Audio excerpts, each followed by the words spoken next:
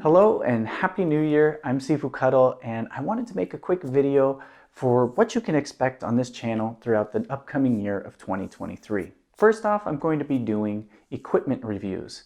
Now this is going to range from uniforms to footwear to weapons to any kind of extra training equipment that you can use for your Tai Chi training.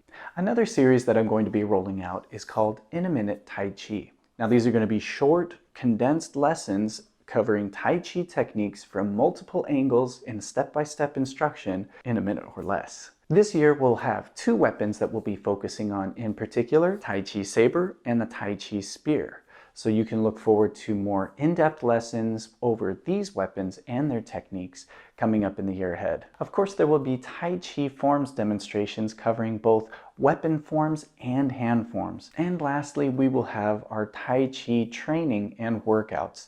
Now these are going to be about 10 minutes long and they will have specific themes, whether it be a simple warm-up or an intermediate level workout focusing on a specific element of Tai Chi theory and practice. But you can look forward to these to keep your Tai Chi training in check and work out along with me.